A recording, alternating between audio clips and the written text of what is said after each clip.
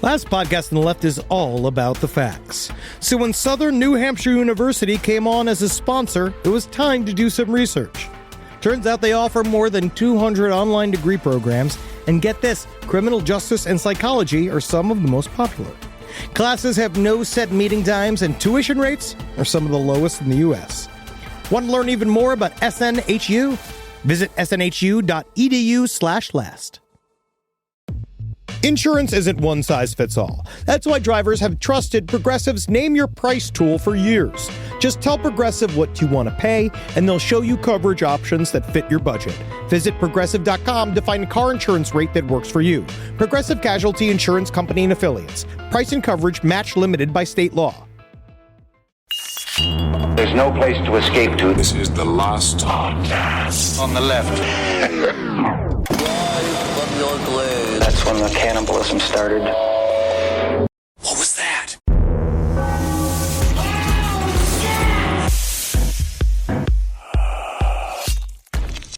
I'll tell you what, George, I've never been so scared in all my life. I was working for, it's a jelly-based restaurant. Have you ever been to Jelly Dave's? We have lost about 50 locations this year because it seems to be that the jelly-based diet is not really, it's not broadcasting to everyone. We got barbecue jelly. We got pinto bean jelly. We got nacho cheese jelly. I actually really like this idea. But I went around back to change out the tubs of our bacon mesquite raspberry jelly, which honestly does sound delicious. It really does. It does. But George Whitney, I saw a child. Oh, no. I saw a child with his head down turned. And when them eyes came up, them eyes is black. Oh, no. That's absolutely fascinating. My question here is, though, where are these black-eyed children's babysitters? Welcome to the last podcast on the left, everyone. I am Ben Kissel, hanging out with Henry and, of course, Marcus Parks. Hey. I am not even being facetious when I crave now jelly. I crave the jelly spread. You get a good jelly restaurant, but you also focus on a good brioche. So you have a great bread, and it's all jelly spread. This is a fantastic place for a first date, a final date, or to celebrate a marriage or a divorce. Final date.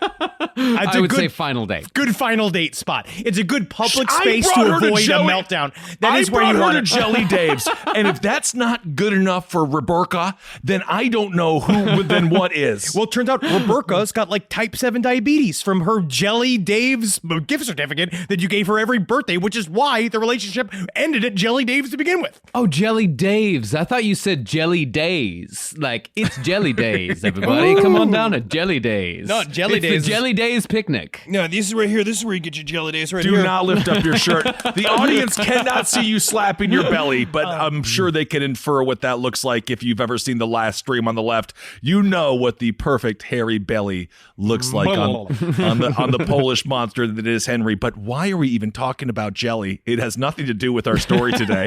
Today we're talking about black-eyed kids. Now, this is not Black Guide Kids, which is thankfully a website that's been shut down. Very nice. This is about BEKs. If you're cool. Well, the black-eyed kids are a relatively new phenomenon in the world of the paranormal. Part cryptid, part ghost, part alien, part demon, and part urban legend. Ooh, interdimensional force from inside the earth is also what you're missing. Oh, okay.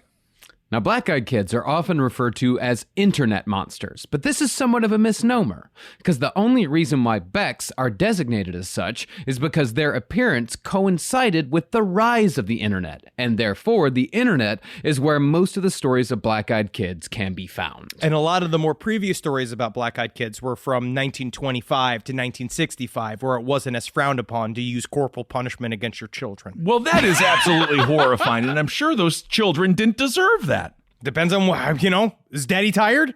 Daddy's got to sleep. Daddy needs to go to bed and stop beating his children because those children need to grow up and save this country. Now you're just with the whole daddy's tired thing. Now you're just trying to justify your father's own disciplinary habits. We always have to be quiet. We can never make noise, which is why I yell so many hours a week now. Isn't that weird, though, how angry Daddy is when he's tired, which is why he should always be sleeping.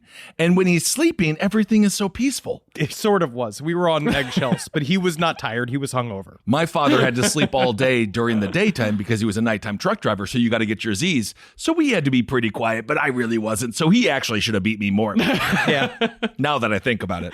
But even though the Black-Eyed Kids are somewhat new when it comes to paranormal entities, it makes them no less bone-chilling. Bone-chilling! And they actually have a bit more of a paranormal pedigree than, say, the entirely made-up creatures like Slender Man, which actually is an internet monster. However, it did inspire very real murders. Yes, indeed. BEKs are, it's weirdly a part of sort of like shadow people or the top hat man, the things that we have covered on other episodes. Scungili Man, perhaps. Don't say his name. I've avoided him for almost a year now, okay? And I have not had to deal with him inside of my home. Okay. But BEKs have been seen by people for a long time. Now, what it comes down to is this just about the general mistrust of children that I think is helpful and very healthy in this country. Oh, all right. See, unlike Slender Man, there are actually thousands of sightings of Black-Eyed Kids on record. Or at least there are thousands of people who say they've seen Black-Eyed Kids. Really, the number of legitimate sightings, or quote-unquote legitimate sightings, however you want to approach it, that's probably somewhere in the hundreds. Now, the name Black-Eyed Kids is quite succinct and appropriate when it comes to appearance, but it doesn't tell the whole story. While Becks do indeed appear as children between the ages of 6 and 16, and while their eyes are completely black from eyelid to eyelid, there's more to the story. I love it. If you want to watch a scary movie involving children that are demonic and horrible, no, it's not Willy Wonka and the Chocolate Factory. Those kids were spoiled and they didn't deserve to be there. No. It's a French film called Them. If you have not seen them, there's some bad kids, man. Truly freaking horrifying. And it will, if you are thinking about having a child, your ovaries are now prunes and the cum is dead, because it will scare the hell out of you to the point where you can't procreate. It is good. I always am scared of children. According to the author of the book Black-Eyed Kids, David Weatherly, he's the star only on Coast to Coast, but he's a star there. He said one of the biggest mysteries about BEKs is how the big thing is their puberty age. Why do none of them ever have pimples? Oh my God, thank God he didn't say pubic hair, because I was going to have to ask how he knows that. Because you always got to grab a black-eyed kid, turn them upside down, and check whether or not it's a boy or a girl. Okay, good. And just make sure to always put the word "eyed" in between the terms that we're talking about here, because this could easily be misconstrued into a massive hate crime. Interestingly, Black-Eyed Kids actually share quite a few characteristics with the fabled Men in Black. Oh. And if you've never actually listened to our Men in Black series, I would highly suggest you go listen to that now before continuing here. Go listen! We're going to be assuming a lot of knowledge about the Men in Black during this Go episode. do your homework! It will. It's not. Is it homework if it makes you dumber?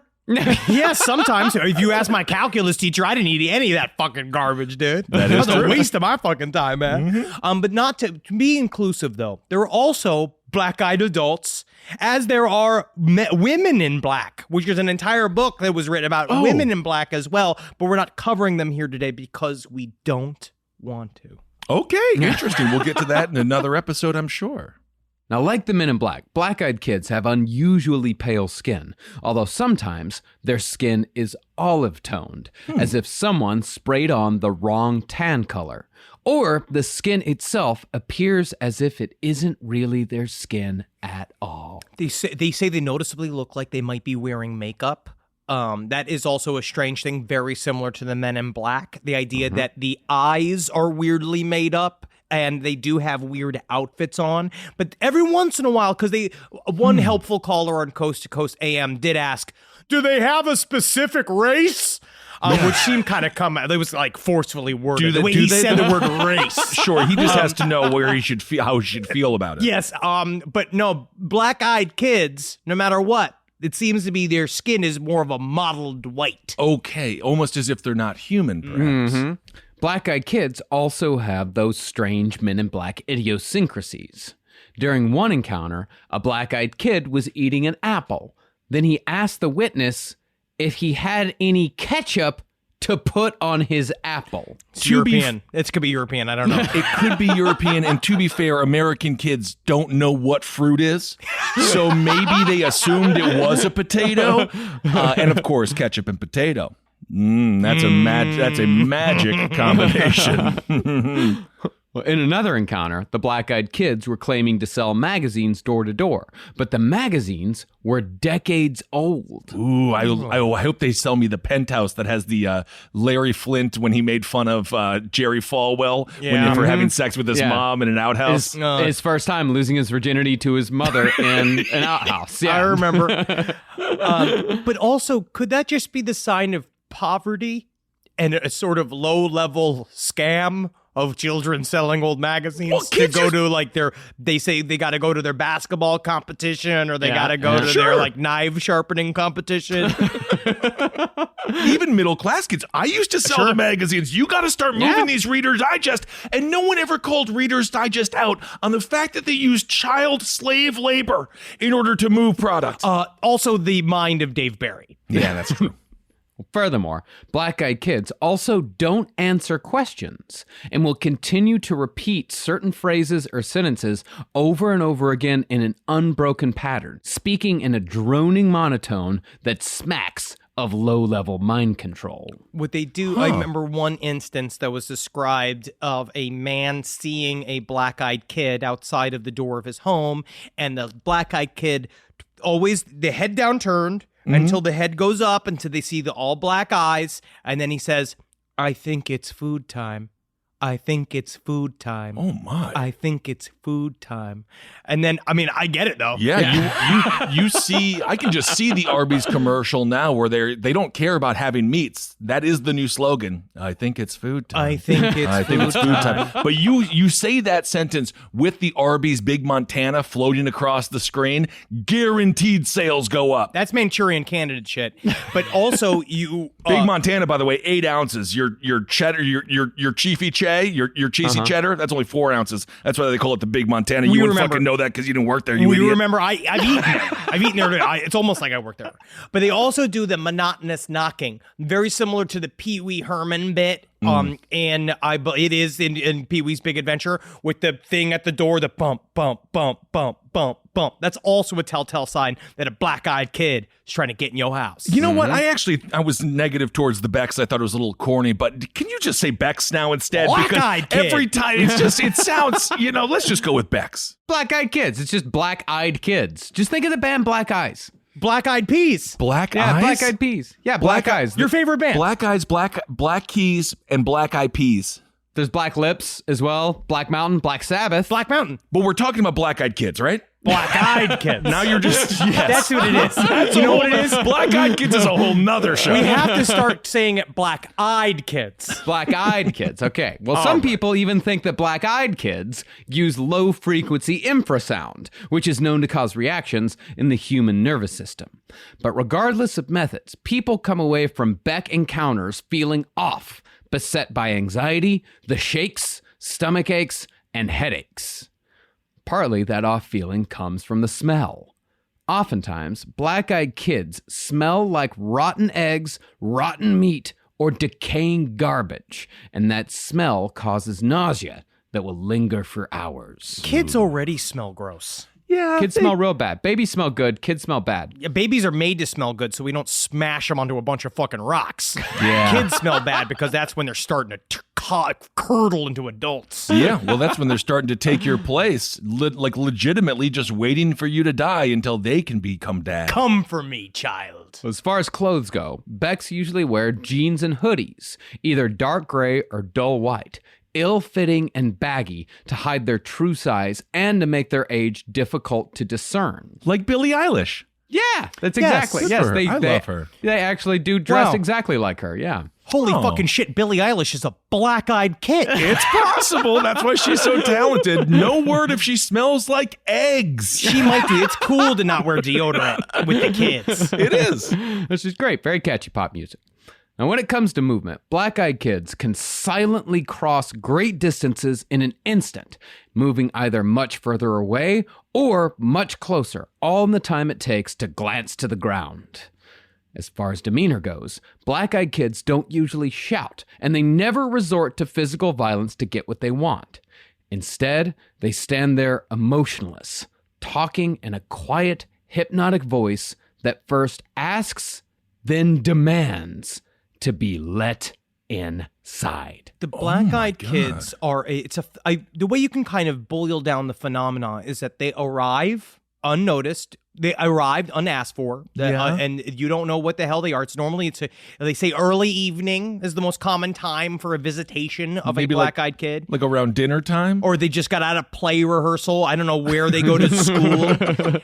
They come to your house, they knock, and they normally ask for something very simple. Normally it's like for food or to be let inside. Can I use your bathroom? Can I use your bathroom is also a very common phrase that they say. Wow, we just triggered every single Starbucks worker that's listening right now. Absolutely.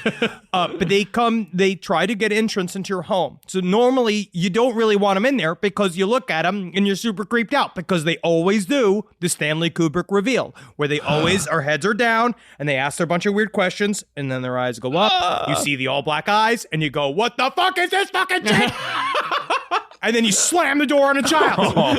Is it possible there's just an orphanage that burned down? Even worse. Even worse, you let an orphan in the house next thing you know they're acting like they're your child. They need to be loved, Henry. Well, the requests, they're always very short, simple sentences. It won't take long. You need to let us in. Invite us into your car. We're just young people who need a ride. So on and so forth. I'm just a young man who needs a ride. I'm going to start saying that more often. When I get in my Uber, every time I get in an Uber. I'm just a young man who needs a ride. That will get you a quick roll up of the window, especially back in the day before automatic windows where you actually had to chug along and roll it up real fast.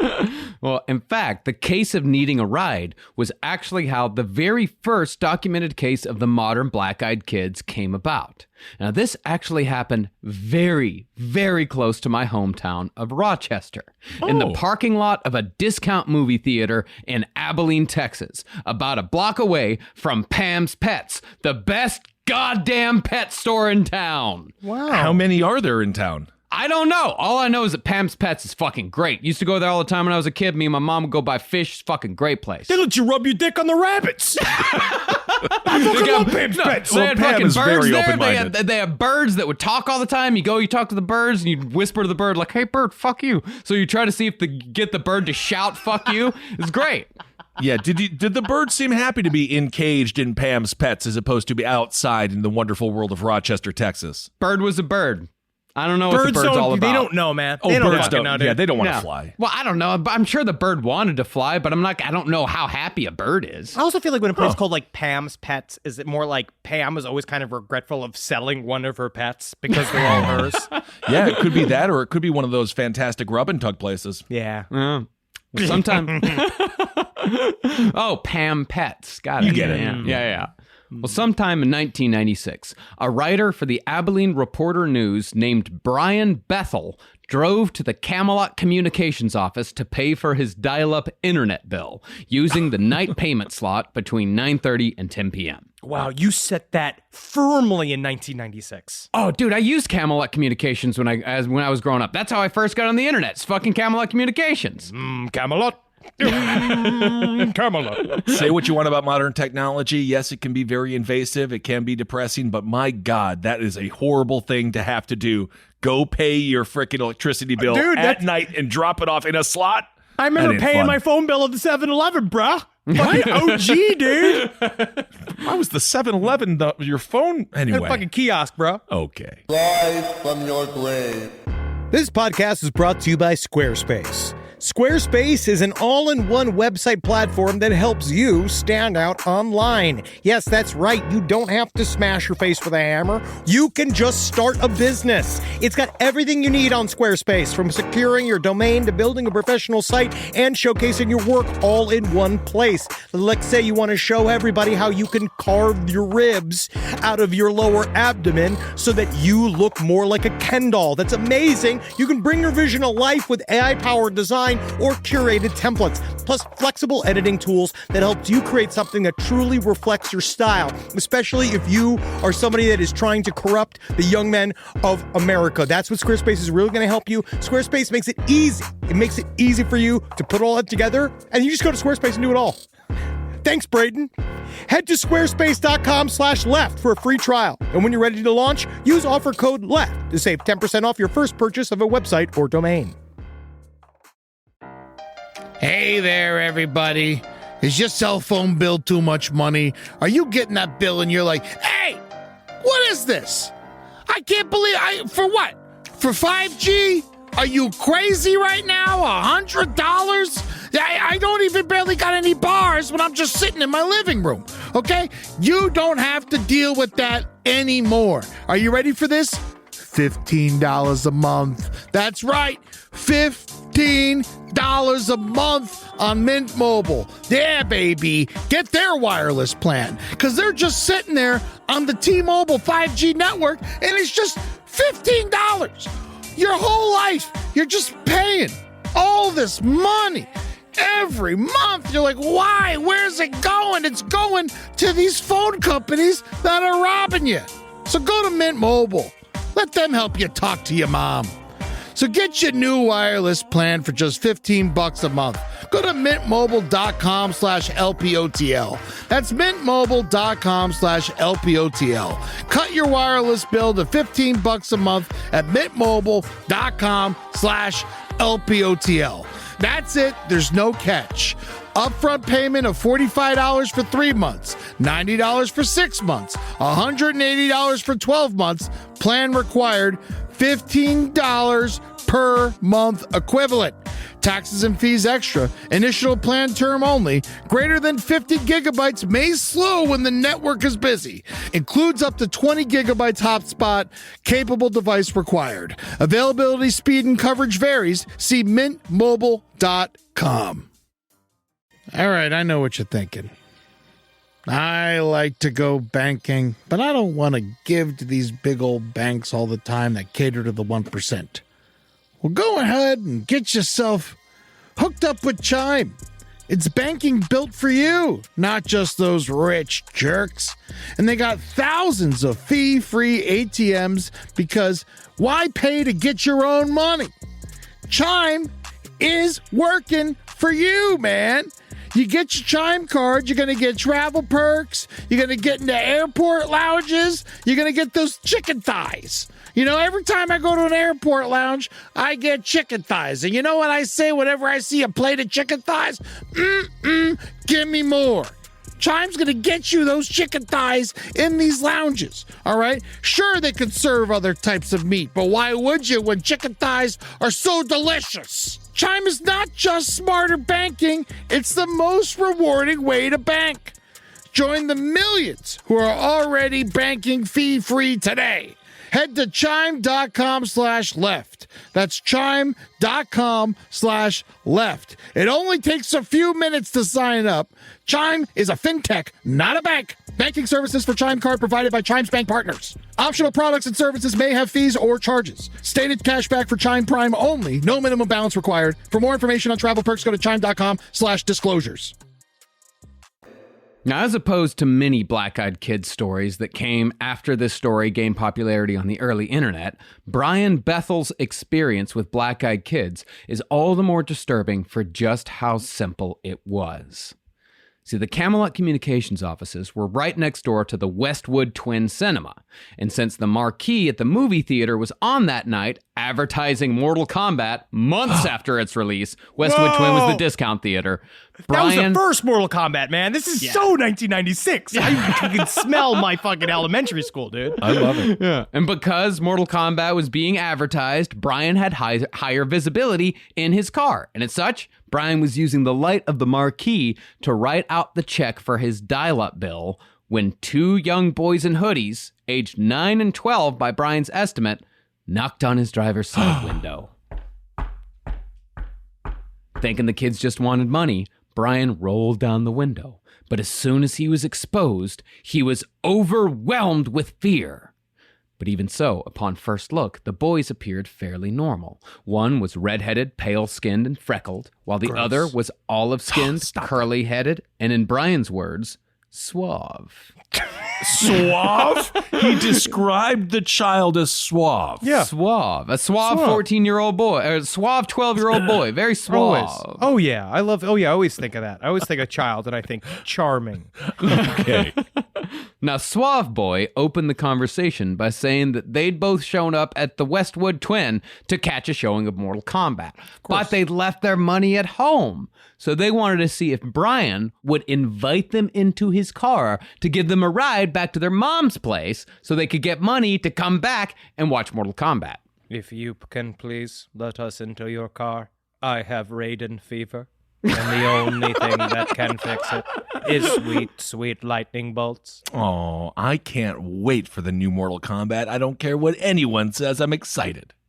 Now, Brian, feeling uneasy, he glanced up at the marquee and saw that the last showing of Mortal Kombat had started quite a while ago. Oh. But when he questioned the kids about this, they stonewalled him with simple, short statements. But ass. But no ass.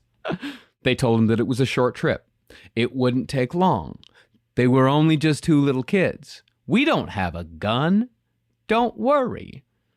But as the conversation went on, Brian finally got a good look at the kids' faces, and he saw that they were staring at him with coal black eyes. Them eyes is black! Mortal Kombat! It would be incredible if he did a flying knee out the fucking guard driver and just fucking take him out. This is insane, and this guy is just trying to pay his dial-up cable bill so he can look at porno without his wife knowing. Mm-hmm. Very, very slowly looking at porno. You know how long it took me on fucking Camelot Communications to fucking bring up that picture of Tiffany Amber Thiessen where she's showing her tits? This is how we start getting called boomers again by the young kids. And this whole fucking show, too, is all about these fucking Zoomers. Because that's what this is about. These little black-eyed kids out there, they're on TikTok They're right Zoomers. We're talking about someone 12 years old in 1996. I was 13 in 1996. Whoa. Suave. Suave little boy. Suave. This could have been me. I actually got my first fucking stereo installed in my El Camino at Audio Magic, fucking in the same shopping center. That's incredible. Are you going to hurt your back with all of these name drops? This is incredible. The He's going to break his toe. He's going to break his toe with the name drops. But you do have two eyes, as you describe in this next sentence, as soulless orbs, so I can see it. Yeah, he described them as soulless orbs, like two great swaths of starless night, while others have described their Beck encounter as having liquid black eyes. Whoa. But Brian, even though he was terrified on the inside, he kept his cool. He calmly apologized to what he now realized were paranormal beings. I'm sorry, demons. I'm really sorry about this, and I didn't mean to. I should have even offered you a ride. I didn't realize how tiny a demon you were. And I should have saw by your bodies you were suave. You don't have a gun. Oh, Texans apologizing is fun. Mm-hmm. Then he rolled up his window and put the car in reverse. But just as he pulled down the gear shift, the suave boy banged on the window and angrily said, "We can't come in unless you tell us it's okay. Let us in." That is not helping me open these doors. Let us in. No, I feel better in my decision than ever before to not let you in. Mm-hmm. Now, naturally, this statement didn't do anything to alleviate Brian's fears, so he kept hauling ass out of the parking lot, turned on North First, and headed home without paying his Camelot Communications bill. Oh my God, no porno for that week. Yeah, there goes his X-Files bulletin board. Isn't that sad? Now, once Brian got home, he wrote about his experience as a mere writing exercise and emailed it to a few of his friends. But the story was too good, and his friends shared the story with others. And before Brian knew it, his paranormal experience became one of the first legends to have spread solely through the internet. Cool. Nice. Now, of course, Brian has told this story hundreds of times since 1996, but his story never changes, and to this day, he says that he still feels the same fear and trepidation that he felt that night at the Westwood Twin. Truly, the more and more people I heard tell stories of black-eyed kids, the more you could see people are genuinely freaked out. They do have these, and they are fairly often. And I don't know whether or not there is just packs and packs of roving, mean orphans that roam the streets at night, which I honestly am also not ready to discount. Yeah, that's Rochester, Texas. It would be possible. Is that safe to say, Marcus? It is possible that you would have a roaming gang of 12-year-olds. No, I'm from Rochester. We're talking about Abilene here. Abilene, absolutely. Yeah, no, that's not out of the realm of possibility that it is merely gangs of 12-year-olds roaming the fucking North First. So people in Rochester, Texas look down on the people of Abilene. Oh, absolutely not. No, we had a town of like 300 people. Abilene was the town we would have to drive to get stuff. Like you have to get Big city. Big 400 city. people. How many people? 100,000 in Abilene. Okay. Yeah. That was a big city. Yeah. But how fun would it be to fucking drive a bunch of fishtail circles through a bunch of these black-eyed kids trying to get in your car? Just fucking mowing them down. Fuck, that'd be cool as hell. I don't think you're allowed to kill them. They're demons. Yeah, they're demons. Or aliens, whichever. You know, it doesn't matter. You can Whoa, fucking don't mow bust them. it. Hybrids, bro. I just think they're kids wanting to go see the movie Mortal Kombat. That's all I know so far. Now, the most common response to this story was that it was just a couple of kids screwing around in a parking lot with black contact lenses. But remember, this was 1996. Black contact lenses were both expensive and rare. And I don't remember being able to buy black contact lenses at fucking Gadzooks. And the Mall of Abilene still doesn't have a Hot Topic as of Christmas before last. Now, it's this crack research that people have come to know from this show. That's why we're the best. So if you were even thinking for a second that they had a Hot Topic in Abilene, No. you are so wrong. No. You are so wrong. Not as of Christmas before last. Maybe I didn't go deep enough into the mall. Maybe there is one there now. I will say you might be underestimating the power of kids born in homes with divorces going on, because the father will do anything to get them on his side. That's a and good if point. they want black contact lenses, he might go out of his way to make sure that they have them just to make their mother upset. Every kid from Abilene that I knew had divorced parents. Yeah, they might even go over to like Muncie. They might go to Muncie to get it. As far as Rutabaga. As Rutabaga, absolutely. They have a Hot Topic in Rutabaga. Fantastic. They have a mild topic. Yes. But regardless of the opinions of skeptics, Brian Bethel was soon being contacted by people all over the country who had similar experiences. And while most of these people were obviously making shit up, one man's story had a ring of truth, and the story even included a fatality. Get over here. Whoa. See, one night in Portland, around the same time as Brian's experience, a man named John Northwood had been attending a conference that had gone on until about 11 o'clock at night. And he told Brian that on that night, he was getting into his car on the third level of a parking structure at around 11 p.m. when he heard a tapping at his window. But it wasn't a black-eyed kid. Instead, it was Doug. Doug, get the fuck out of here. It was Doug from the conference. Yeah, he was just a guy who'd attended the conference with John. And after John rolled down his window, Doug informed him that there were some kids circling Doug's car. 2 boys and a girl that Doug described as, quote, weird, freaky, goth-o-matic, and scary as shit. Woo! I do think that Doug is like, oh, there are some kids. Oh, man, some kids were going around my car. They were like goth-o-matic. They are weird. Some freaky kids are keeping me from getting out of my car there, buddy. But all Doug wanted was one guy to go to the local Applebee's and have a big Bud Light with him. Because you know how sad and lonely these guys get at their conferences. Yeah. Yeah. Well, Doug said that they looked like they were between the ages of 10 and 15, but seemed way too intense for kids those age. Apparently, one of them had asked for a ride, and Doug had declined, but they still wouldn't leave him alone. So Doug figured that John could do him a favor by driving him around the parking lot a few times until they left. And John, seeing how freaked out Doug was, he agreed to help out. I will say, it has to be pretty freaky if you are freaked out by 3 10-year-olds. It's 11 p.m. at night, and also, because it's 1996, you can see them be like, can I have a ride? And then him pointing to his back windshield where there is a sticker that says, ass, grass, or cash, no one rides for free. And then they realize they don't have any of those things, so no, you don't get a ride. But you're immediately in a crime because you're offering weed or to suck a child's penis. They would have just to by offer a sign. No, they would offer it to you for the ride. Still, opposite. Difficult. But as they talked about the kids more and more, John felt the overwhelming urge to actually look at them. Seriously, I'd be like, let me look at these kids. Yeah. Okay, this is this scary. Let me see these kids. Yeah, but he described it as an itching behind his eyes. A little more, it was a little more disturbing than just mere curiosity. Okay. So he drove back to Doug's car where the scariest shit kids were still waiting. They approached the car and directly addressed Doug. The youngest said, quote, "It's scary out there all alone. We just wanted a wide home." Then the older kid looked at Doug and said, quote, "You promised you'd help us out." Skeeter? Skeeter? Is that you, Skeeter, from Rugrats? No, from Doug? No, from Doug. Oh my God, I'm Doug. Are you Skeeter? Oh my God, I just realized you're Skeeter and I'm Doug. Yeah, Doug. Now, Doug started freaking out a bit again and said Weird. These guys are weird. These guys are freaky. Got the mat.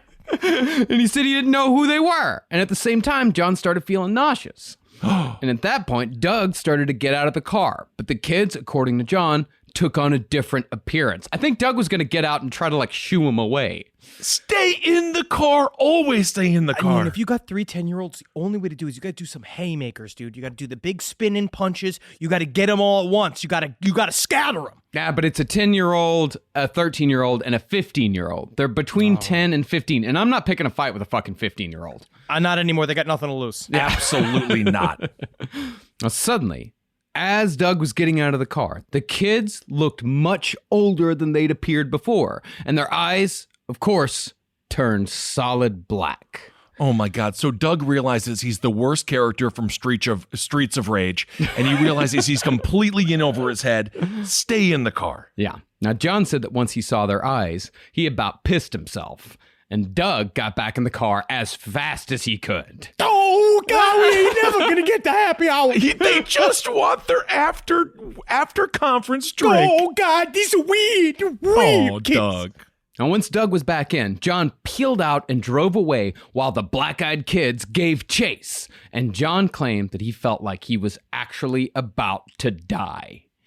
Leaving Doug's car behind, they drove to the bottom of the parking structure. And sure enough, the kids had somehow beaten them to the ground floor. Still, Doug and John drove past, and when John turned around to look, the black-eyed kids were gone. God, man. Just you and your other 40-year-old friend. Just so scared by kids in the parking lot. Well, do we know if that parking lot was it built on a former preschool that had some mass casualty occur? Do we know, was it a haunted parking structure? There's a couple of people that postulate that black-eyed kids, and I'm saying one caller on Coast to Coast AM who sound like the most lonely man in the world, that these were the spirits of children who have committed suicide. Ooh. Meanwhile, my black-eyed kids haven't seen me in 23 years. They said I was a horrible father. They refused. I'm dying now. I'm a black-eyed accountant. Yeah, they won't even I see had me. to go to work at the black-eyed accountancy firm every day for them. And Doug and John aren't even friends. They met at the conference that day. They're barely acquaintances. Marcus, that's the most bonding you could ever do with a person. You did all the trust work. Yes. Well, after they waited outside of the parking lot for 10 minutes or so, the fear subsided, so they drove back to get Doug's car. The kids were gone, so Doug figured, hey, I can just start up my car and head home. Uh-oh. Now, it's quite possible that Doug was simply distracted from his paranormal encounter. But as John followed him home, just to be safe, John was struck once more with the feeling of menace. And at that moment, Doug misjudged a yellow light. A truck came barreling through the intersection, hit his car, and killed Doug instantly. Fucking holy shit. And you could just see John holding Doug in his lap as Doug dies. And he's like, I can't believe I'm fucking dying here, bro. This is fucking weird, dude. It's so weird. I'm about to be a gothamatic ghost, dude. Oh, you Doug. I can't believe we made best friends just this weekend, bro. I know. It's been so nice to know you. The worst day to die is the same day you have a 12-hour conference learning about the differences between ethanol and propane. Oh, Doug, God. Doug, please, before you go, what's your last name? It's Booty Liquor. Is that a bit? Yeah, fucking got you. Oh, and that's the only way that they knew that they loved each other forever and ever and Best ever. man I've ever met in my life. Then, just as John finished giving his report to the police on what happened, he once more saw the black-eyed kid staring at him from a distance. Ah! Oh my gosh. Zim! John got in his car, drove away as fast as he could, and never saw the black-eyed kids again. They weren't there for John, they were there for Doug, and they got what they came for. Wow. But John and Doug's encounter wasn't the only one that occurred in Portland. In August, in the year 2000, an English couple were partying in a Portland hotel when the boyfriend went to his car at around 2 a.m. to get a little refill on the wine. Why do I feel like the English couple party in just big old dresses and just like, how do English people party in a hotel room? I really have no idea what they do. I figure they still ballroom dance. I think they ballroom dance. They binge drink and they vomit. Oh, okay. Well, the Englishman claimed that when he reached into the trunk to get the tipple, the air began to mist, and he heard a voice call, quote, Hey, mister. The Englishman turned around and saw a calm and confident teenager wearing old jeans and a hoodie, sporting oddly tanned skin, jet black hair, and liquid black eyes. Ooh. Suave. Very suave. As the black-eyed child leered at the Englishman with all the intent of a wolf, he said, quote, Hey, I'm lost and scared. Do you think you could give me a ride to my mom's house? This is a pretty cool kid. The being then moved closer, staring intently, while the Englishman averted his gaze to the ground, saying that he felt that if he kept staring into the child's black eyes, he would become trapped like a fly in a spider's web. Cool. Now, at this point, the Englishman naturally apologized. And the child said, quote, Oh, that's okay. Here come my friends. Jeez. He didn't laugh maniacally like the Joker. Well, Yeah. Here come my boys. you're scary. You're a 13-year-old boy scaring the hell out of me. And it was at that point that another black-eyed boy and a black-eyed girl appeared behind him in the middle of the street, giving every impression that they were floating a couple of inches off of the ground. You're never alone. You're never disrespected. Dun, dun, dun. You start full on rumble. I love a good show tunes. Now, surprisingly, the Englishman then hauled ass on foot, driven by true terror. He returned to his hotel room in obvious distress, but since he was ashamed to say he had been terrified by 3 American children, he told his girlfriend that some quote-unquote thugs had tried starting a fight with him. You can see the British dude right away, and his bones are so brittle that they're snapping like the Terminator that got sprayed with liquid nitrogen, and then slowly he makes it to his girlfriend's house or the apartment, and I guess they cuddled. Oh, that is nice. Yeah. But I can see a British person being scared of an American child. Of course. I'm scared by British children. I'm not scared. Well, I'm only scared by British children in bonnets in old houses. That is my main. I don't like them. I don't like British children covered in soot because they will steal from you. They will. But an American child is just like the child Fremen. And if you want to do some Dune talk, they are just as dangerous as the adults. I actually don't even know if that's necessarily true. I think the British child on the breakfast of beans and toast and sausage is just innately stronger than the American child who has the moon pie. Wow, you are being un-American I today. know. This is hard for me to say. However, an American child is as likely to be armed as an American adult. Yeah. Okay. Point counterpoint. Yeah, kids get guns. Kids love guns. That's right. So the American kids have guns and the British kids have beans for breakfast. So yes, I guess the Americans are more dangerous. Most Texan children get armed at around the age of 9 or 10. You get your first gun around that age. And that gun is full, not a BB gun, shotgun, fully capable of killing another human being. Well, that's great. Good. That's great. While it seems like black-eyed kids encounters can become concentrated in a single area, they actually happen all over the United States. And one encounter in particular happened in the Midwest to a prison guard named Paul. Now, when Paul told his story to author David Weatherly, he made sure that David knew Paul didn't believe in UFOs or Bigfoots or any of that bullshit. I do not, and I will not. But he And then he just sure- grabs the author. Right before he grabs him and he pulls him around the room a little bit, and then he puts him back in the chair. But let me tell you about the time I was scared by these children. Paul said that he had the house to himself one night when he heard a slow, continuous knock at his door that grew louder with each knock. When Paul opened that door, he saw two young boys, aged 12 and 14, wearing jeans and hoodies. As usual, the older one spoke first and said, quote, Hey, we just wanted to stop in for a bit. Now, the familiarity that the teenager used confused Paul, so he asked who they were. Yeah. Stonewalling, the older Beck said, Oh, well, it's getting kind of late. Can we come in for a bit? Oh my God, you can't let the kids in. It's at this point that Paul saw the black eyes, which naturally caused some consternation. Now, what's interesting about black-eyed kid stories is that when people see the black eyes, they don't necessarily run away in fear, or they don't even necessarily close the door. Instead, it seems as if they're caught in some sort of psychic hole, which is exactly what happened to Paul. After Paul saw the eyes, the older boy told him, it would be good if you let us in. You don't have to think about it. All you got to do is ask us in. Let the boy sleep in your house. Sick of that sketch. This is very interesting. Very Let scary. him sleep in your bed. Fantastic reference to a 1993 SNL sketch. We're in 1990s right now. This is the know, time we're in this the is night. it. This is the time of the Hurley boy. Come on. Yes, indeed. Now, for some reason, Paul just stood and listened until he heard one very specific sentence, which was this. It's okay. This won't take long. And after hearing that, Paul shut the door. Oh, But the boys kept knocking. They always do. And boys always knocking, man.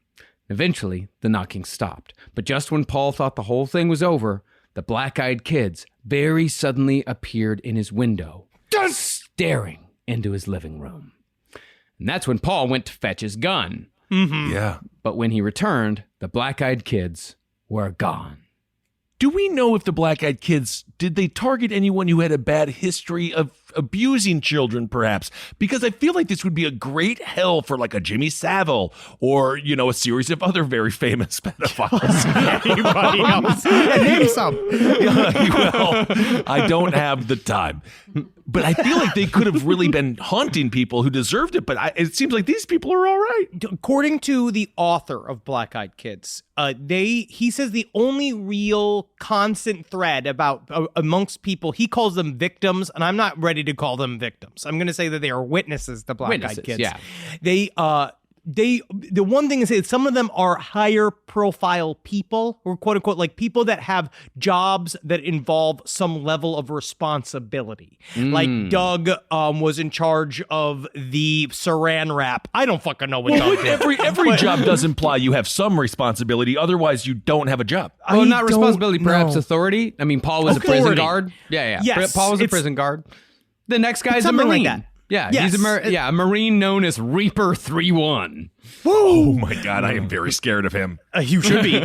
But these also, they chose the Men in Black quality, which is the idea of when people were surrounded by Men in Black or in a close proximity to a Men in Black, you feel physically uneasy. And the one thing we've talked about with grays before, and people have had that type of experience where they say that it feels like the hairs in the back of your neck are standing up. Like you are literally meeting an entity that is not anything you recognize at all. It gives you the shivers. Gives you the shivers. Henry, do you feel that more because you have more hair?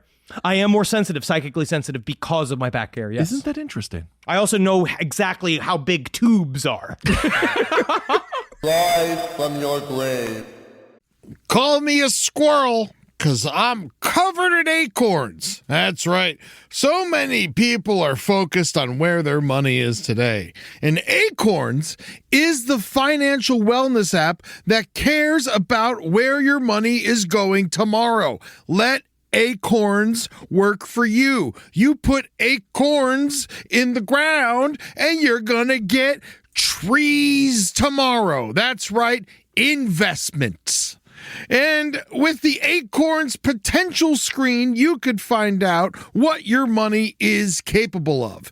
I always do that. I'm like, I want to invest in something that I like. Let's say cheeseburgers. Okay? That's kind of hard to do. Acorns will help you find a cheeseburger that is right for you.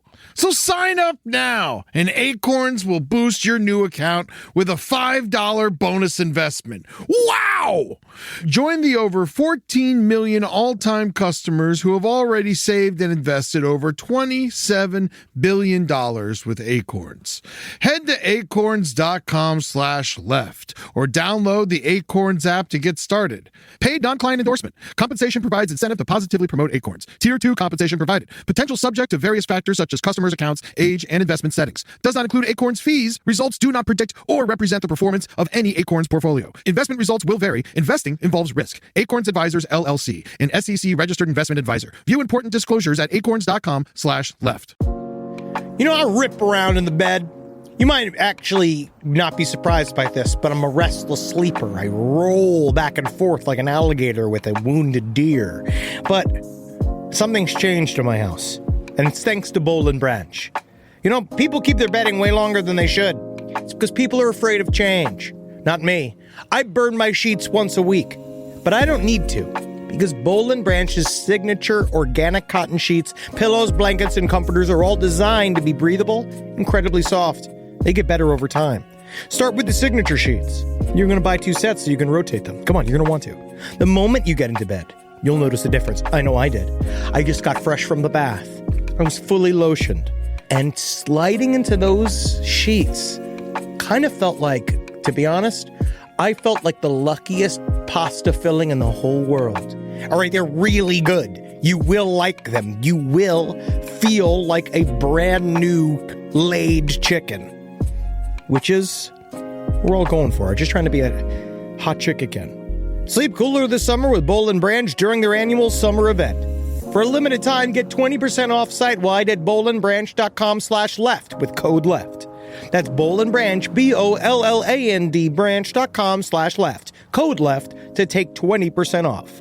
bollandbranch.com/left, code LEFT. Exclusions apply. Summer schedules can get busy fast with camps, vacations, sports, family time. And, you know, every single time Carmi eats a block of dark chocolate, we got to take her to the emergency room. You know how much time that takes. All right, IXL makes it easy to keep learning part of the routine in just a few minutes a day. IXL is an award-winning online learning platform that helps kids truly understand what they're learning, whether they're building math confidence, strengthening reading and writing skills, or reviewing science concepts. From pre-K through 12th grade, IXL offers personalized, interactive learning that adapts to each child's level and pace, which is great because Carmi has been really slow in biology, and Wendy has really been struggling with American history, mostly just because she doesn't agree with the way it's being taught. So it's really important. You make an impact on your child's learning. Wendy, as soon as she gets her chicken, she is ready for all of her lessons. And Carmi just really has to eat 5 or 6 bites of liver, beef liver, chicken liver, and then she can really get down to, I'm hoping this is the year she reads To Kill a Mockingbird. So really, IXL, thank you. Make an impact on your child's learning. Get IXL now. And Last Podcast on the Left listeners can get an exclusive 20% off at IXL membership when they sign up today at IXL.com/left. Visit IXL.com/left to get the most effective learning program out there at the best price. Well, Reaper31 said that the black-eyed kids appeared on his doorstep claiming that they were cold and they wanted to come inside to read. Okay. Reaper31 felt the fear just like everyone else, but closed the door the moment the Becks took a step towards him. Because, I mean, that's kind of a pattern in their statements, too, where, like, the first part of the sentence has nothing to do with the second part of the sentence. I am cold. I need to read. I need to read, and then I need to come inside of your house. And then that's also very similar to a vampire. The idea that they have to be invited in. Like, they don't ever break in. They don't just show up. They don't come through the window, but they will stare at you for a very long time. WWE's The Fiend. That's his whole catchphrase. Let me in. And you do have to allow him in. And of course, that's why we lock our doors here, because let's never forget Richard Chase took it as an invitation if your doors weren't locked. So just keep that little door locked. Mm-hmm. Now, we have some idea as to what happens if a black-eyed kid is invited inside a house or a car or whatever. But it seems like it's never a good idea to even be in the presence of a black-eyed kid for too long.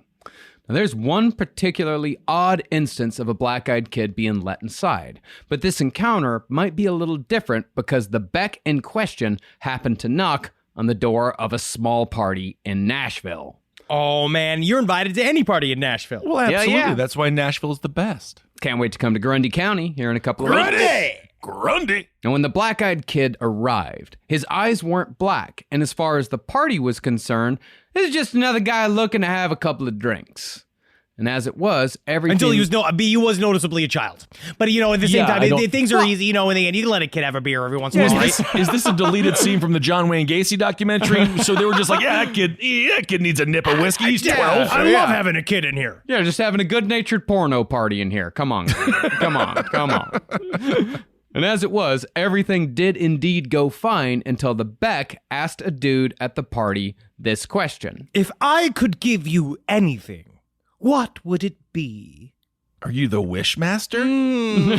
Be careful what you wish for. I always make it ironic. I know you do. It's always deeply, unsettlingly I know, that's why. ironic. I know, so if I ask to be admired, you're going to turn me into a statue. Yes! I know, thank you. I Yes. hate you always know. I know. I want you to be surprised. Literally, you get all of your ideas from Goosebumps. So, Shut up. Now, being a simple man, when the guy was asked, if I could give you anything, what would it be? He responded with, quote, Money and Lindsay Lohan. and that's Wait. what things, yeah, that's what when a paranormal how entity old was asked Lindsay him, Lohan in 2000? I don't How know. old was she? Because I think she's coming off of the Parent Trap movies. this might have where been she is- this might have been 2008 or so. I think this might have been a little bit further on. This was legal Lindsay Lohan time. Okay, because right now all I know is they let a child into their party, and the one wish this man wanted was enough money to go on the lam with Lindsay Lohan, who might also be a child. I don't know. They were also teenagers. It was like Yeah, a yeah, they're teenager kids. party. Yeah, they're like kids. Like they're hanging out. They're like 15, 16, 17, hanging out, you know. Okay, that clarifies a bit. Like you're pretending like you never had a party when you were 14, 15, 16, 17. I started partying when I was 12, rock and roll constantly, and if you didn't, you were not in my group. No, of course we rocked and rolled, man. Yeah. It's a sad childhood. I had a great childhood. Yeah, that's not a I had a great childhood.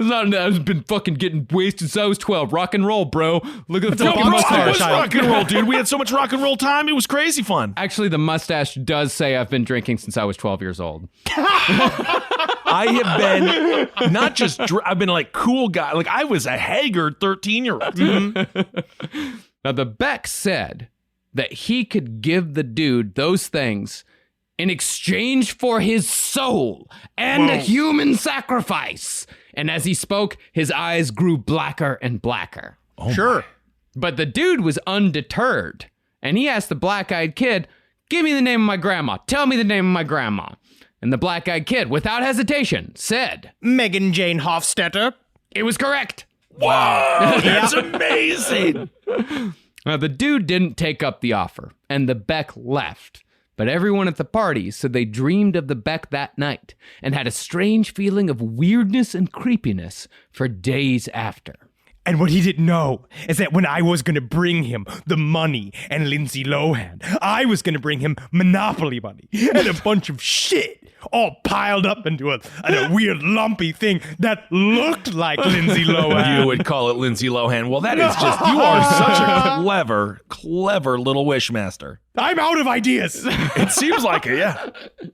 Now, those uneasy feelings are pretty common during Beck encounters, but the consequences of such an encounter, especially when Becks are invited inside, can be much more dire.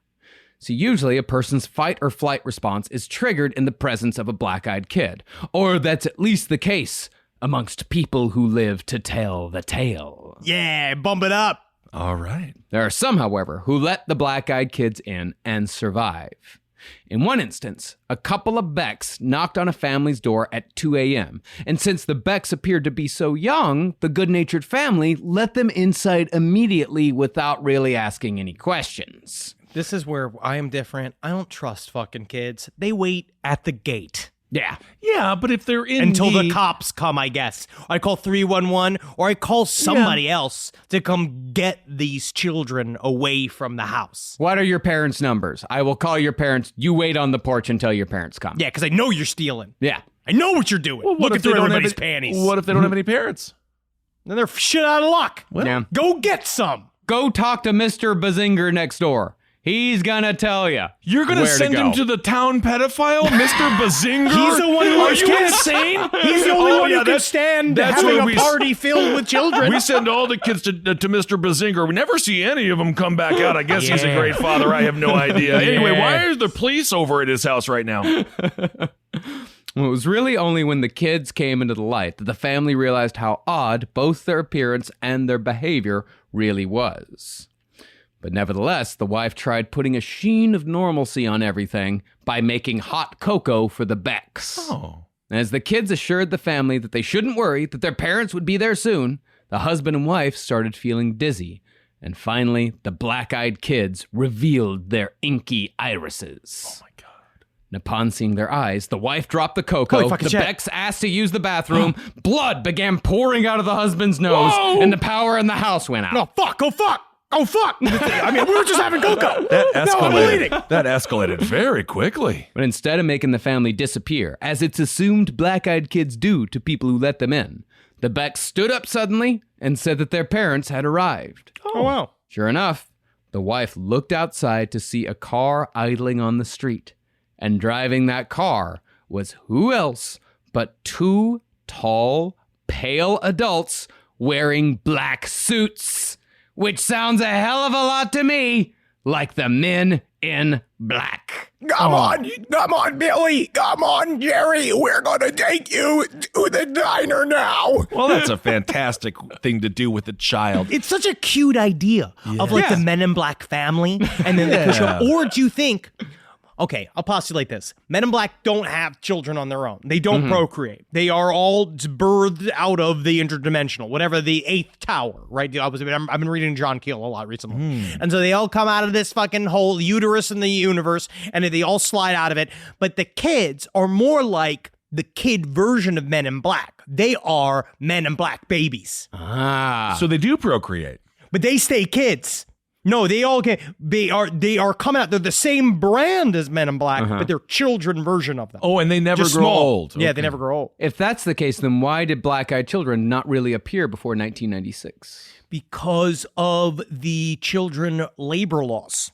Interesting. Even in the eighth, what was it? The eighth dimension? The eighth tower. The eighth yeah. tower had good child labor laws, but then they relaxed them. They relaxed them. It was the opposite. They used to have really hard labor laws and we can't work our children. And then they realized, oh, we're leaving some workforce on the table. I see. Yeah, no, Interesting. okay, that makes sense.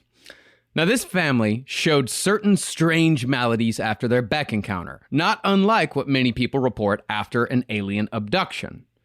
The husband's nosebleeds continued and actually got worse. He was diagnosed with skin cancer. The wife suffered dizzy spells and also got nosebleeds. Their cats disappeared, and their pet bird very suddenly died of a hemorrhage. It is crazy, but it also comes through with alien abductions, even just seeing a craft a lot of times that you'll get pink eye. That's also very, very common. And various cancers. I think they might need to sleep with a humidifier. It might just be very dry in that house. Yeah, everyone needs a hence humidifier. the nosebleeds. Pink eye, don't you get that when you don't wash your hands after you wipe your butt and you rub your eye? Yeah, shit eye. No. Oh my God, Marcus, you also you can are get such it- a juvenile. You get it after having wonderful coitus with a loved one. What? Yes, my friend got it. That's not good. Yes, from a coitus That's because he was situation. licking asshole. Yeah, he was eating butt. That's eating butt. That's how you eat butt. You put your eye on the butt. You got And your to face get a is good in look the at ass. that butt. Yeah. That's what Making happened. coitus. You know what you also get it from, which is why you have to wear goggles when you go on a tanning bed, is you get it from the UV rays. Oh, interesting. Interesting. Yeah, No, isn't it? If it's halfway true, Well, tell me, there's no such thing as a black-eyed uncle? well, that's a good. I need to know whether or not there are schools and some sort of daycare center for these black-eyed kids. I agree. Now, certain Beck believers, or Beckers, as you might call them, do they call themselves Beckers? I think that's the I fan base. almost died. I think that's the almost died fan thinking base about for Becker, the TV show. That's it. Yeah, Yeah, starring Beckerheads. Ted. No, What was his name? That's Beckerheads with Ted Danson. No, that's Ted Beckeranians. Beckeranians. Yeah. Well, Beckers. Well, no, a Beckist is someone who doesn't like a Beckeranian. Racist against Ted Danson. Let's go with Beckerheads. We'll go Beckerheads. Now, Beckers say that this proves that Becks are soul eaters or demons who use hypnotic energy to keep their victims transfixed in one spot until they've had their fill of soul energy. Literally and they have come from inner earth, that they're something akin to what we'd call a demon, but also maybe something like an interdimensional type of thing like a reptilian. What do you mean? That feeds off of our energy. They have semen from inter-earth? What do you mean? They're sprung from the interdimensional hole in the side in our earth. Is the earth full of cum in the middle? I can't Did I argue. misunderstand you? Is it like a Morlock? Do you mean like Morlocks? You're being too literal. It is way more of it's an interdimensional thing, baby. You just don't understand. I hate you. All right, cool. Put it on a bumper sticker. I like it.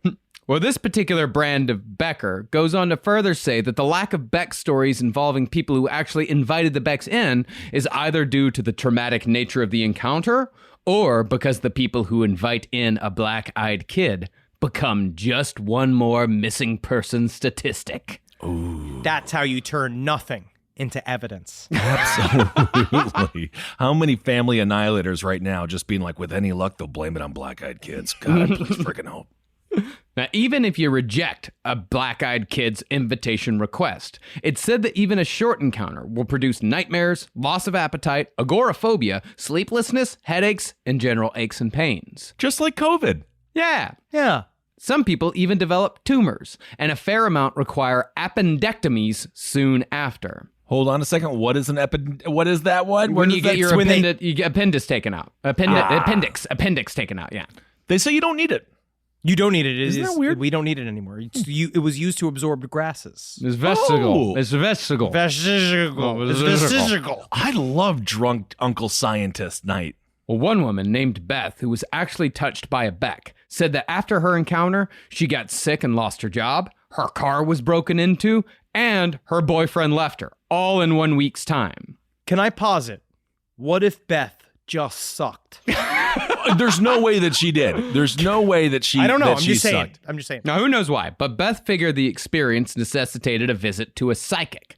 And the psychic told her that she'd been visited by 2 kids with solid black eyes, and they had, unfortunately, cursed her. But instead of offering help, the psychic said that she couldn't risk those things showing up at her fucking place. I love it. So Beth was going to have to go somewhere else to solve the fucking problem. Just don't bring your shit here. That's when Beth knows she is in over her head. Well, she went to a priest, and apparently the priest squared everything away. Yeah, because they always make shit up. I mean, the psychic, they understand. They don't want to. Mostly, it's just about like, oh, you're attracting demons. I can't right now. It's mostly because the priest was jealous that the kids wanted to come into her house, and he's been sitting there trying to court children for the past 25 years, and now one kid has knocked on his door. Where are they? Exactly. You mean to tell me they don't have any parents? And this is where the ultimate flip happens, where the black-eyed children are now testifying against the Catholic Church in Boston because they were molested by this priest. And we need to talk about that. We do. I wandered into a Catholic mass earlier today. It was strange. They're really scary. I honestly think that more of these black-eyed kids should get molested so they leave us alone. No, they should be more afraid of adults. No one should be molested, not even demons. Oh, wow. Okay, wow. I agree with Marcus. I guess 2021. You don't want to be as bad as they are, then aren't you the demon? Then aren't you indeed the demon? That's right. right. I say. That's right. Now, what's interesting about the black-eyed kids is that they actually have a counterpart, the white-eyed kids. Oh. However, while one would think that the white-eyed kids are a more heavenly reflection, possibly Beck hunters, some theorize that the Wecks are actually the Beck's bosses. Whoa. By some assumptions, it's said that the eyes denote rank. In this case, black eyes indicate lower-level demons, workaday stiffs collecting and eating the world soul by soul, while white eyes indicate the managerial class of demon. Why does it have to be like this? Just so I can prepare the audience and myself. At any point, does this get anti-Semitic? No. There's no yarmulke-eyed kids. Because it seems like now they're going with social constructs that we... No, they merely chose white because white is the opposite of black. Okay. White-eyed kids, black-eyed kids. It could have been green-eyed kids, could have been red-eyed kids, could have been any kind of kid. Fuchsia-eyed kids. But they don't make fuchsia-eyed kids. They make black-eyed kids. They make white-eyed kids. Okay. And then they make no-eyed kids. Oh. And those kids are the saddest of all. Oh. Well, people who have encountered the white-eyed kids said that they show better mind control, better levitation abilities, and superhuman strength despite their size. Oh, no. Okay. But now that we've talked about black-eyed kids for a while, it's only reasonable that we ask, what are they? What are you? How do I reach these kids? Do any gas pumps work in this country? Wow. One theory is that they are ghosts or spirits, like the hungry ghosts of China. China, to take care of their spirits, they actually have a hungry ghost festival in the 7th month of the Chinese calendar during the full moon. Oh my God. Do they have do they have ghost tourism? Yeah. They might. It's said that at this time, the gates of hell are open and the hungry ghosts are free to roam, looking for food and entertainment, which the festival kindly provides. That sounds like a lot of fun. It sounds like so much fun because you're looking at Ronnie. You guys are both in hell, and you're like, "Oh my God, it's almost time for the ghost festival!" And then you get another pineapple shoved up your asshole, but you're like, "It's almost time. We get one day off." I would say I like the a lot of these guys, especially hungry ghosts. It's like fun because I like ghosts with more weapons. Yeah. Like more dangerous ghosts. Absolutely. Well, in Tibet, these wandering spirits are called the Yadak, while the Hindus refer to them as the Preta. And some theorize that the black-eyed kids are merely the American interpretation of the age-old hungry ghost or lost spirit legend. Interesting. Like aliens that we have talked about many times, the pan-dimensional theory of all of these different entities, the idea that they are all of the same thing. Whatever they are, it's the extension of the same energy, and we translate them according to what it is that we find scary. Or otherworldly, whatever it is that we feel that out of place. Especially the idea of, because the way our human minds work, and we see faces in things, and the eyes are such an essential part of the face, like the idea of seeing that them being blacked out is specifically pinning them against humankind. Right. Yeah. Like it's making them noticeable and stick out. It's why they don't get let in half the time. Yeah. It's because they are immediately visibly other. I saw an alligator in the clouds the other day. It looked to be an alligator. Even though you know it's a cloud, your brain is like, oh, that's an alligator. It's an alligator. But you know it's a cloud. So you're just trying to say you see alligators and things. No, the human mind sees things that you can then place, because I know what an alligator looks like. You're driving.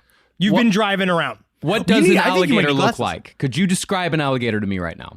Yes, an alligator looks like it's got 4 feet and a long nose and a long tail. Yes. And it looks like it's got a wide little tummy.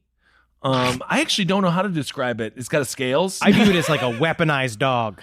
Yeah, but like a dinosaur fish. It's kind of got cute. If you just look at its hands, it's kind of cute because it can't really do anything with them. Have you seen the meme of the gif of the alligator floating through the water and how cute they are? Yeah. They look real scary up top. Yeah. But they're just relaxing. So anyway, I have no idea how to describe an alligator. I failed. I literally did not pass kindergarten. Of course, considering how close the black-eyed kids are in appearance and behavior to the Men in Black, it's not surprising that there's a whole camp that believes the black-eyed kids are the product of alien-human hybrid breeding programs. Wow. Yeah, that is one of those fun middle reasons that I really, really like. I like this theory. This is my favorite one. Well, then why wouldn't they send the black-eyed kids to the people that they abducted so then they can have their kids? I believe because they don't want that. They specifically don't want that. The Greys, every time you talk about these various abduction scenarios where they're shown their children, they only want the human mother to interact with a child a lot of the times to either give milk straight up as an infant or give some form of affection or emotion, because Greys at the time, for what we know of them, are not capable of high levels of emotion. And that's whether you look at us, they're actually jealous of our ability to feel things like empathy, that they wish that they could be like us. Okay. But they don't want them to have them when they're older. It feels like now these are kids, these are alien hybrid kids that are running around trying to act like suave adults. Seems like these Greys are taking the Handmaid's Tale a little too seriously, and they are making it a reality, and I don't think that's right. They got to stop watching Oprah's book club. Well, that's a great show. Well, there's actually one woman who claims that she did have some encounters with her black-eyed children after she was a part of the alien human hybrid program. She said that her name was Maria. She said when she was 25, the Greys took all her eggs, and 10 years later, 2 black-eyed kids knocked on her door. By her account, she felt like they were her children, but she was unable to speak in her presence. But when her husband showed up, the Becks disappeared and were never seen again. Yeah. But the reason why people say that they quite possibly are a result of the alien-human hybrid breeding program is because of the black eyes. They got the same black eyes as the Greys, the same liquidy black eyes. All right. And of course, there are many who are convinced that the black-eyed kids are demons walking the earth. But the author of a book on the black-eyed kids laments that because of the lack of professionally trained demonologists, it's impossible to tell for sure. David Weatherly is a little bit. This is when Is guys he a start demonologist? deciding he's a wannabe. Oh, He's a wannabe demonologist. whoa, wow. All of this kind of slides into his weird Christian like theosophy. I don't know what the hell you'd even call it, where he believes that the black-eyed kids exist to help people get closer, to want to get closer to God, because he has found several what he calls the sort of the after effect of engaging with a black-eyed kid is that people want to go back to church, and he thinks that's good, and I think that is bad. Good for business, I guess. Okay. Well, evidence for the demon theory includes the feelings of fear and anxiety brought on by the Beck's presence. Now, of course, there's obviously the eyes, that's very demonic. But the weird thing, something I'd never heard of before, they say that they're demons because people are unable to describe the hands and feet of the Becks. What? According to some people who believe demons walk the earth, the hands and feet of a demon often appear distorted. And it could be that the eyes are simply there to distract from the horrific extremities. They might, I wouldn't be surprised if they look like Raw versus SmackDown, the 2000 video game where it's just kind of a cube that's pixelated and you can kind of see a hand. It might be, but I also kind of assume because they're all wearing hoodies that their hands are in their pockets. Yeah. No, you Isn't that don't. weird? I say, show me your hands. If someone knocks on my, show me your hands. Now, of course, demons have the rotting egg smell, which sometimes comes with black-eyed kids. But perhaps Also with Grace. But perhaps the strongest reasoning comes from the claim that they are, in fact, kids. See, the demon Beckers think that a demon would appear in a form that's harmless to gain their victim's trust, which also plays on the natural instinct to care for children, which puts evil on top of evil. Ultimate fucking trick, dude. Yeah. Interesting. Having a family. Fascinating. Finally, some think the black-eyed kids are vampires, but really that only tracks because the black-eyed kids can't come inside unless they're invited, and because both black-eyed kids and vampires used mind control. But psychic vampire, perhaps. It does sound like it has that attribute. Do you think it's can't come inside or won't come inside? I think it's can't come inside. I think they can't. There's some weird rule, some weird law. I don't know what it is. Why would you think they wouldn't come inside? Maybe it's because They don't want to get somebody pregnant. That's why you're here. Yeah, that's right. I brought that to the show. I think that they wouldn't come inside because possibly there's something about the magical, like, extra zhuzh of being invited inside.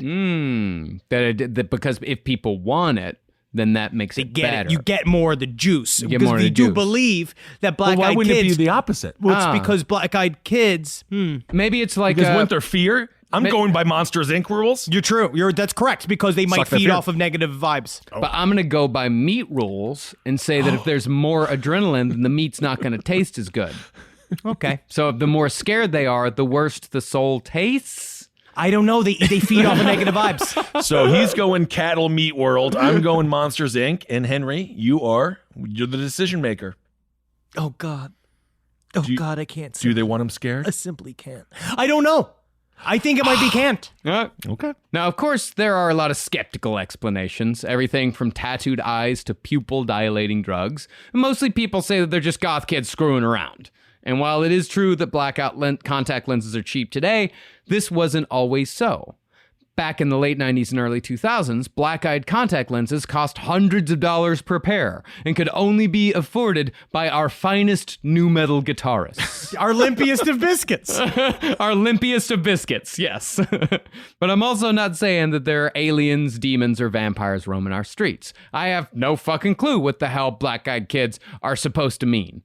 But I will say that if a couple of kids start tapping on the window of my fucking Subaru, they're staying outside until they can answer a few questions. You best believe I'm keeping a yardstick in my fucking car and being like, 3 feet. If I see a child anywhere near my car, I say, hands off, 3 feet.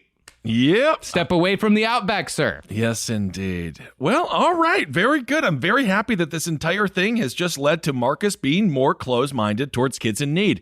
And how important is that? I think always it is. remember. I'm not Kids saying gotta stay work away harder. from my. I'm not saying stay away from my stay away from my Subaru. I'm saying answer a couple of questions to make sure you're not a demon or an alien human. What's hybrid. the first question to prove that? Knock, knock, knock. Hey, man, I'm really hungry. My mom is dead. You didn't I'm ask gonna- it like that one of them, though. No, Oh. you gotta ask it, but you also they don't give those big over emotional speeches. They Yeah, it's not like, stay- I need 13.15 to get a bus to Minneapolis. Like, No, it's not like that. Yeah, their That mom's dude- not. So their mom's not sick. There was the same dude, this little white dude, maybe about 30 years old. He needed $1.68 every single day. Every day. Every to single get to day. Jersey, but he never seemed to go. No. Never seemed to go. No, I'm just gonna ask the kids the same question that Carolina used to ask kids when she taught like 5-year-old soccer. It fucking breaks their mind if they can answer it. You ask them who would win in a foot race, a grilled cheese sandwich or a taco. Whoa, weird. Yeah. A taco. To be honest, I just think that this whole phenomenon is very, very strange. Yeah. Because many people have seen these black-eyed kids. You could say it's entirely made up. Sure. Yeah. You know what else? You know what I haven't seen? I've never seen a fucking, well, I have seen a kangaroo. I've never seen an elephant. Really? Not in person. I've seen an elephant. But I mean, I've never seen one in person. The zoo form? You never went to the zoo and saw an elephant? Maybe I have. I'm It's a trying to think of circus? something I haven't seen, but I know is out there. $1 billion. A successful improv comedian. That's not true, Mr. Wayne Brady, although I've Yes. never seen him in person. But if I do see him in person, I will let you know he's real. Yeah. That guy from the Drew Carey show, also very successful. That's Ryan Wayne I'm Stiles. wrong. Brady. Again, I'm wrong. Yeah. This is again Oh, Styles. Ryan Stiles. Ryan Styles. Yeah, maybe you're correct. Maybe That's it. So I mean, you know, so there's more in your philosophy than you are aware of, Horatio. Well, thank you. I'm assuming that's Horatio Sands that you're attempting to make fun of there. He lost a lot of weight. Unfortunately, he ruined his career because of it, but he's healthy and he gets to live longer. And isn't that the ultimate gift? Yep, except if you don't have any money for retirement. Okay. Well, thank you all so much for listening, everyone. This was a fascinating episode, a in-depth view of something that maybe needs more attention. Does it? Maybe we need more attention. Actually, I feel like it's gotten all of the attention it could possibly bear. it's gotten enough. Okay. There are many things because of all of the things I was researching. There are more resources I'm going to say about black-eyed kids than there were about Auschwitz. Well, that There is there is a extremely lot unfortunate. of black-eyed kids information out there. Well, speaking of research, we know that criminal justice reform is the most important thing happening right now, and we desperately need to do it. So we here at Last Podcast on the Left are excited. We're beginning our relationship with the Last Prisoner Project because, of course, now we're selling vapes, and we have to give back to the communities that have been most devastated by the war on drugs. So we are so happy to begin that partnership, and we will continue to let you know how that grows, and hopefully we can go to some speaking engagements and really become a part of changing the world for the best. So thank you all so much for Yes. supporting us on that. Thanks for supporting all the shows here on the Last Podcast Network. we are- Spun and Dune. I have to say, congratulations, Mr. Zabrowski. No one knew that Dune. No one knew. I'm actually upset with the world with how many people like Dune because no one saw it coming. But congratulations, you've done a wonderful job on that show. Thank you. Yes. I'll take it. I take that as a W. That is a W. Of course, absolutely. big W. Also, there is also Grundy? live shows. We're coming. I don't think we have any. We might have some tickets left for a second show at Grundy County. I'm not quite certain. First show. We have some tickets for the first show left at Grundy Come County check on us Friday, out. May 14th. Come help us make up our show. Yeah. Come and knock on our door. It's Come and gonna. knock on our You're gonna door. be the first experimental group to see us speak to a group of people in a year and a half. Yep. I'm very excited, I'm excited. for this. It's Yep. gonna be interesting. Yep.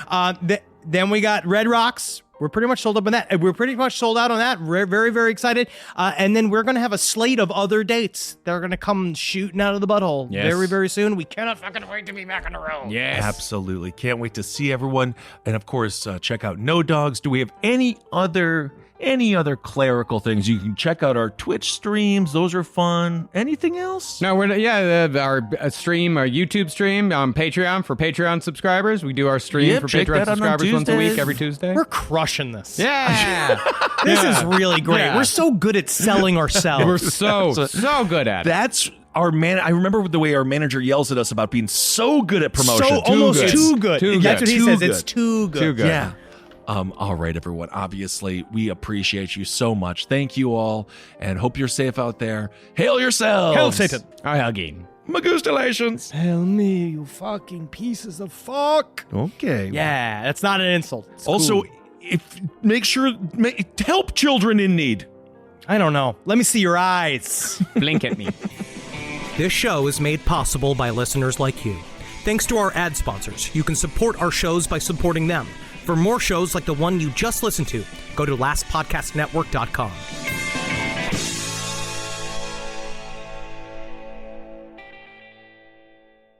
Hi, I'm Angie Hicks, co-founder of Angie. From roof repair to emergency plumbing and more, when you use Angie for your home projects, you know all your jobs will be done well. Angie, the one you trust to find the ones you trust. Find a pro for your project at Angie.com. Talk about regrets. We all know someone who's been in a car accident and said, I don't need to call a lawyer, only to regret it after their pain and damages were worse than expected. When someone hurts you, you deserve to be compensated fairly. Morgan & Morgan is America's largest injury law firm, fighting for the people for over 35 years. Injured? Visit forthepeople.com/podcast. That's forthepeople.com/podcast. Their fee is free unless they win.